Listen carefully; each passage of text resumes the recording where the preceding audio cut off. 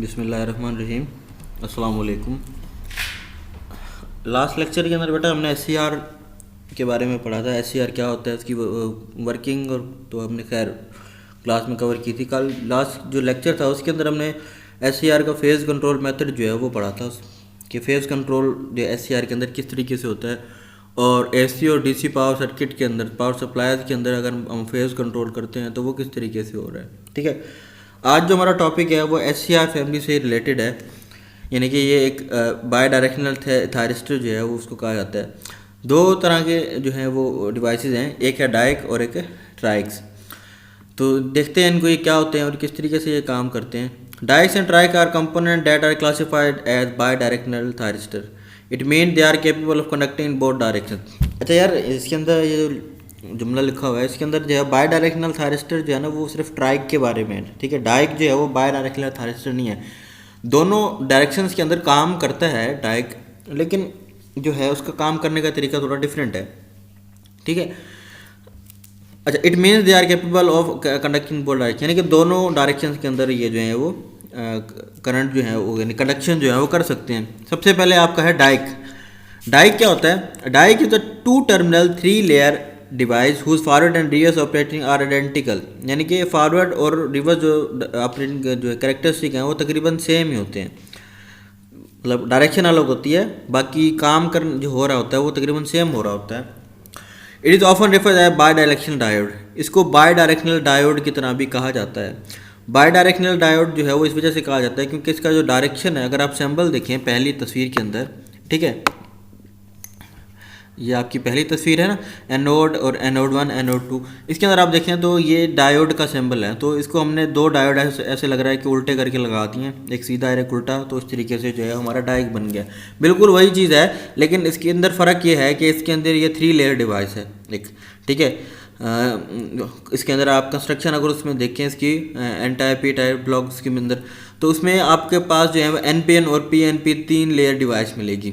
अब सवाल ये आता है कि एन पी एन और पी एन पी जो है वो तो बीजेटी के भी होते हैं, यानी कि ट्रांजिस्टर के भी होते हैं, वो भी बिल्कुल सेम ऐसे ही है, लेकिन ट्रांजिस्टर के अंदर 3 टर्मिनल होते हैं, एक एनोड, एक कैथोड, सॉरी बेस, उसका कलेक्टर और इमीटर। और उसके अंदर क्या होता है, डायोड के अंदर एक एनोड और कैथोड। इसके अंदर क्या है, एक एनोड 1 है और एक एनोड 2 है। ठीक है, तो इस तरीके से ये जो काम करता है। It is different from BJT because it has no base terminal, इसका बेस टर्मिनल कोई नहीं है। ठीक है, इस वजह से ये डिफरेंट है बीजेटी से। कंस्ट्रक्शन जो है इंटरनल अगर आप देखें वो तकरीबन सेम ही है, लेकिन क्योंकि 3 टर्मिनल डिवाइस नहीं है तो इस वजह हम इसको बीजेटी नहीं कह सकते। All region nearly equal in size. ठीक है, मतलब इस बीजेटी के अंदर क्या होता था, तीनों जो हमारे रीजन्स थे, कलेक्टर बेस मीटर, उनके जो साइज़ हैं वो डिफरेंट होते थे। इसके अंदर सारे साइज़ आइडेंटिकल हैं। एक तो ये इसके अंदर डिफरेंस है। Identical doping of all region, doping level भी तकरीबन सेम होता है सब रीजन्स का, ऐसा बीजेटी के अंदर नहीं होता था। बीजेटी के अंदर हर यानी कि आपका जो रीजन है उसका जो डोपिंग लेवल और साइज है वो डिफरेंट होती थी। ठीक है, characteristic curve of diac. Characteristic curve अगर आप देखें तो इसमें बिल्कुल वैसे ही काम हो रहा है जैसा कि आप थायरिस्टर के अंदर होता है। ठीक है, थायरिस्टर में और इसमें फ़र्क ये है कि बेटा इसके अंदर ट्रिगरिंग नहीं है। ठीक है, हम ट्रिगर नहीं करते क्योंकि तीसरा कोई टर्मिनल है नहीं, तो इसमें आप इसको अब जब रिवर्स फॉरवर्ड उसमें डायरेक्शन में लगाते हैं तो उसमें फॉरवर्ड का तो नहीं है कुछ, इसके अंदर पी एन पी और एन पी। तो इसमें क्या होता है कि एक वक्त तक जो है ना आपका, अगर आप इसके देखें तो यहाँ पे एक पे पी टाइप मटेरियल है और एक पे एन टाइप मटेरियल है। अगर यहाँ से ये फॉरवर्ड रिवर्स भी बन रहा है तो ये दोनों रिवर्स ब्यास बन जाएंगे, अगर ये फॉरवर्ड बन रहा है तो ये रिवर्स बन जाएगा, यानी कि एक ना एक जंक्शन को इसके अंदर रिवर्स ब्यास बनेगा। इस वजह से जैसे ही आप इसके ऊपर वोल्टेज अप्लाई करते हो, मतलब अप्लाई करना शुरू करते हो, तो डायरेक्ट करंट स्टार्ट नहीं होता। करंट जो है वो जैसे जैसे वोल्टेज के अंदर वेरिएशन आती रहती है, जब तक इसका ब्रेकडाउन वोल्टेज नहीं आते तब तक इसके अंदर कंडक्शन पॉसिबल नहीं होती। ठीक है, जैसे ब्रेकडाउन वोल्टेज आ जाते हैं फॉरवर्ड एकदम से जो है ना आपका करंट जो है वो ड्रास्टिकली बढ़ जाता है और आपका करंट जो है डायोड जो है यानी कि आपका डाइक है वो कंडक्शन स्टार्ट कर देता है। ठीक है, और बिल्कुल उसी तरीके से रिवर्स ब्यास के अंदर भी ऐसे ही है। आप जब इसको लगाते हो तो एकदम से आपका कंडक्शन नहीं होता, उसके बल्कि क्या होता है कि आस्ता आस्ता जब आप वोल्टेज बढ़ाते रहते हैं तो जब तक ब्रेक डाउन वोल्टेज पहुंचते हैं उस टाइम पे जाके आपका ब्रेक डाउन होता है और उसके बाद क्या होता है, करंट एकदम से बढ़ता है। ठीक है, दूसरी चीज़ इसके अंदर क्या है कि इसमें यह है कि ब्रेकडाउन वोल्टेज जो है ना 20 से 40 वोल्ट के दरमियान होते हैं। आपकी बुक के अंदर शायद 30 वोल्ट लिखा हुआ है या 35 वोल्ट है आई थिंक, इसको देख लेना एक बार। तो इतने वोल्टेज इसके ब्रेकडाउन के लिए हमें ज़रूरत होते हैं, और करंट जो है वो 50 माइक्रो एम्पेयर से लेकर 200 माइक्रो एम्पेयर तक हो सकता है। यानी कि जो आपको करंट चाहिए, ब्रेकडाउन करंट होता है जो वो चाहिए होगा, जो यानी कि ये वाला जो करंट है, यहाँ से कंडक्शन जहाँ से हो रही है, जहाँ ब्रेकडाउन हो रहा है, वहाँ पे जो आपका करंट है वो यहाँ भी मैंने लिखा हुआ है, यहाँ पे देखिए, उसमें तकरीबन जो है वो 50 माइक्रो एम्पेयर से 200 माइक्रो एम्पेयर तक होता है, और वोल्टेज जो है वो 20 से 40 के दरमियान हो सकते हैं। डिफरेंट इसके मॉडल हैं तो उसके अंदर अलग जो है वो डिफरेंट जो है वो वैल्यूज़ हो सकती हैं। तो ये चीज़ जो है ना इसके अंदर डिफरेंट होती है थोड़ी। अच्छा, इसके अंदर जो है ये ऑफ स्टेट में कैसे जाता है, ऑफ स्टेट में बिल्कुल उसी तरीके से जाएगा जैसे आपका थायरिस्टर गया है। यानी कि जब तक आपका होल्डिंग करंट से एनोड करंट जो है वो होल्डिंग करंट से कम नहीं हो जाता, तब तक थायरिस्टर आपका ऑफ स्टेट के अंदर नहीं जाएगा। आपको अगर ऑफ करना है तो आपको अपना होल्डिंग करंट जो एनोड वोल्टेज है वो होल्डिंग यानी कि एनोड करंट जो है वो होल्डिंग करंट से कम लेके आना पड़ेगा, तभी जो है ना आपका डायरेक्ट जो है वो ऑफ स्टेट के अंदर ऑफ हो जाएगा, यानी कि कनेक्शन जो है उसके अंदर बंद हो जाएगी। Uses of diac can, main use application of diac is to as a trigger device for triac. बहुत सारे यूजेस हैं वैसे तो इसके, काफ़ी सर्किटरी के अंदर ये इस्तेमाल किया जाता है, लेकिन जो मेन इसका काम है ना वो यही होता है, जो ट्राइक है हम जब भी पढ़ेंगे उसकी ट्रिगरिंग के लिए इसको इस्तेमाल किया जाता है। यानी कि जब इसको हम ट्रिगर कर रहे होते हैं ट्राइक को, उससे पहले डायक का इस्तेमाल किया जाता है उसको चीज़ को कंट्रोल करने के लिए। It also use as light dimming, heat control and universal motor speed. ठीक है, लाइट डिमिंग के सर्किट जो होते हैं, हीट कंट्रोल सर्किट होते हैं, या यूनिवर्सल स्पीड मोटर की जो स्पीड है उसको कंट्रोल करने के लिए उस सर्किट में जो है ना इसका इस्तेमाल किया जाता है। ठीक है, तो ये आपका है डाइक। नेक्स्ट जो है आपका वो है ट्राइक।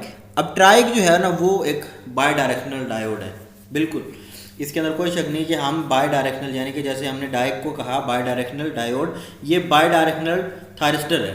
ठीक है, SCR है।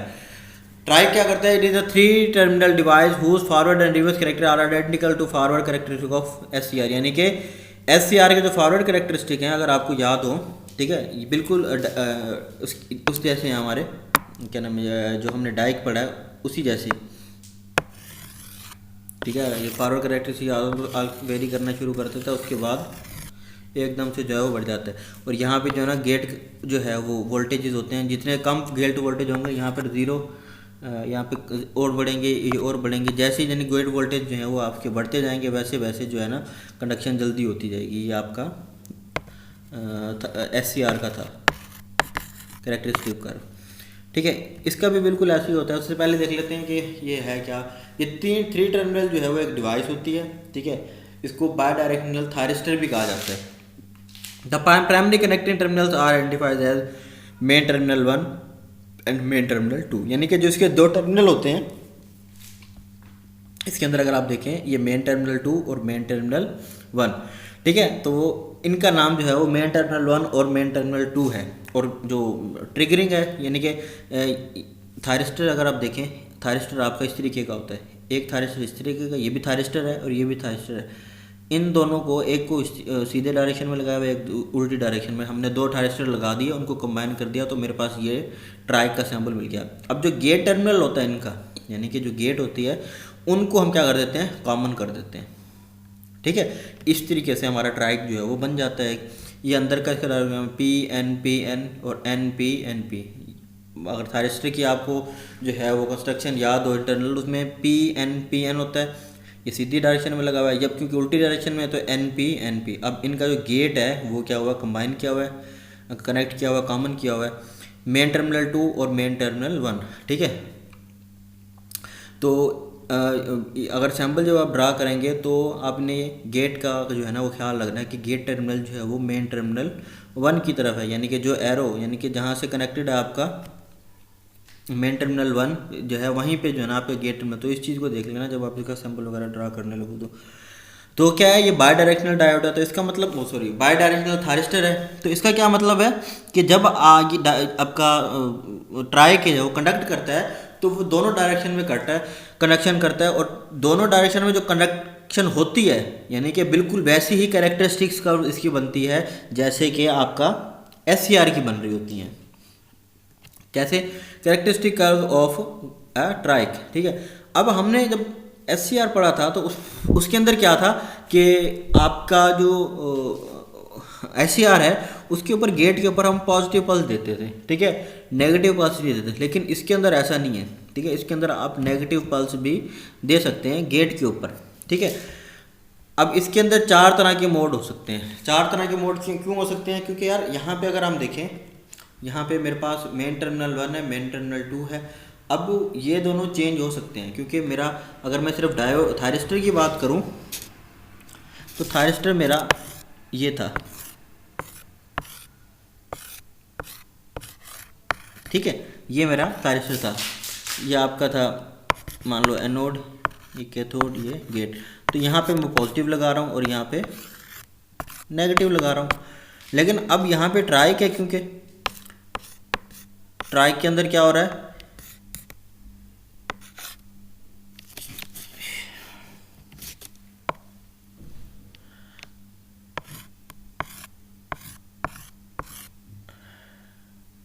ट्राइक अगर आप देखें तो ये आप गेट मान लेते हैं, ठीक है।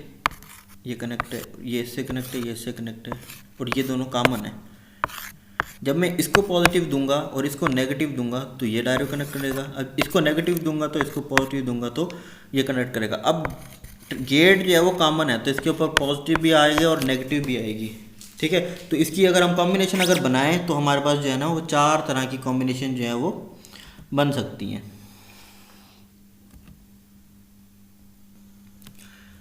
ठीक है। तो इसके अंदर जो है ना कॉम्बिनेशन अगर हम बनाएं तो 4 तरह की कॉम्बिनेशन वो बन सकती है, ठीक है। उसमें क्या होता है, पहले मोड 1 अगर हम बता रहे हैं, मोड 1 में क्या होगा, M2 पॉजिटिव है और MT1 जो है वो नेगेटिव है, ठीक है।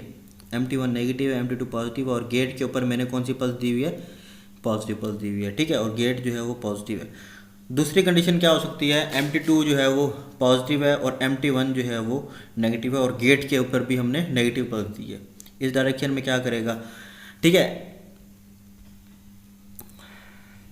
दूसरी कंडीशन क्या है, इसमें यह है कि गेट मोड में MT2 नेगेटिव है और MT1 जो है वो पॉजिटिव है और गेट के ऊपर भी पॉजिटिव है, ठीक है। तीसरी कंडीशन क्या है, सॉरी चौथी कंडीशन क्या है, उसमें क्या है कि MT2 जो है आपका वो नेगेटिव है और मेन टर्मिनल 1 जो है वो पॉजिटिव है और गेट के ऊपर भी नेगेटिव है।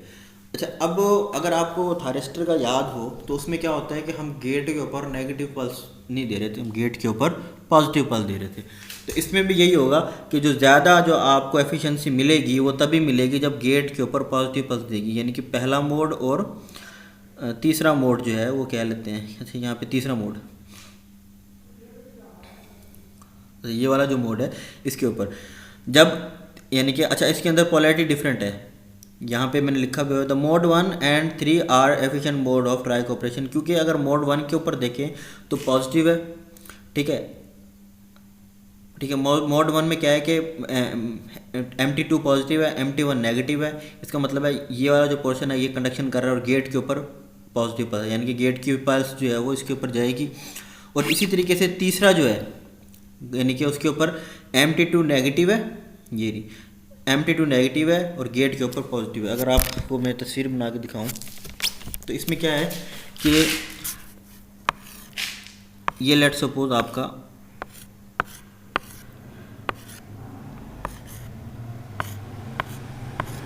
ट्राइक है, इसके अंदर क्या है कि हमारा गेट जो है वो कॉमन है, ठीक है। अब 4 कंडीशन में से 2 कंडीशनें जो है वो हमारी इफेक्टिव हैं, यानी कि एफिशिएंट हैं। वो क्यों, एक कंडीशन में हम इसको पॉजिटिव देते हैं, इसको नेगेटिव देते हैं और यहाँ पे पॉजिटिव देते हैं। इस कंडीशन में क्या होगा, ये वाला हिस्सा पॉजिटिव है और ये नेगेटिव है, तो यानी कि ये डायोड कंडक्ट करेगा। यहाँ पे पॉजिटिव, नेगेटिव वाले पोर्शन पे पॉजिटिव चला जाएगा और पॉजिटिव वाले पर नेगेटिव, तो ये जो है थायरिस्टर जो है आपका कंडक्टर नहीं करेगा। दूसरी कंडीशन क्या है, दूसरी कंडीशन ये है कि आपका थायरिस्टर सॉरी ट्राइक जो है वो ये वाला थायरिस्टर और ये वाला इस तरीके से लगे हैं। गेट इनका कॉमन हो गया है, गेट वाली ये MT2 है 2 और ये है 1। यहाँ नेगेटिव दिया और यहाँ पे पॉजिटिव दिया, इस कंडीशन में ये जो है वो कंडक्शन नहीं करेगा। अच्छा यहाँ पे पॉजिटिव पल्स है, यहाँ पे भी ये कंडक्शन नहीं करेगा, ये वाला कंडक्शन करेगा। यहाँ पे इसको यहाँ पॉजिटिव मिलेगा और यहाँ पे तो हमारा जो करेक्टरिस्टिक कर्व है, ठीक है, समझ आ गई ना ये चीज़। इसमें जो हमारे करेक्टरिस्टिक कर्व है वो कुछ इस तरीके का बनेगा, यानी कि ये वाली कंडीशन जो है ये फॉरवर्ड के अंदर बनेगी और ये वाली कंडीशन रिवर्स के अंदर बनेगी। अब गेट के ऊपर क्योंकि ट्रिगर अप्लाई कर रहे हैं, तो गेट के ऊपर जब ट्रिगर अप्लाई करेंगे तो हमारा जो ट्राइक है वो तब तक कंडक्ट नहीं करेगा जब तक ट्रिगर अप्लाई नहीं करेंगे। बिल्कुल वैसे ही काम होगा जैसा हम थायरिस्टर के अंदर कर रहे थे, ठीक है। जब तक गेट के ऊपर हम ट्रिगर अप्लाई नहीं कर रहे तो कंडक्शन हो ही नहीं रही।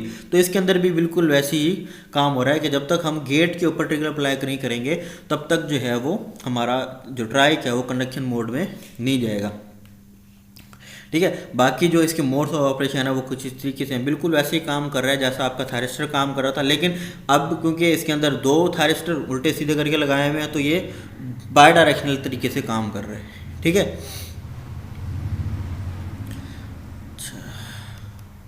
अच्छा बेटा, उम्मीद करता हूँ ये चीज़ जो है वो समझ आ गई होगी।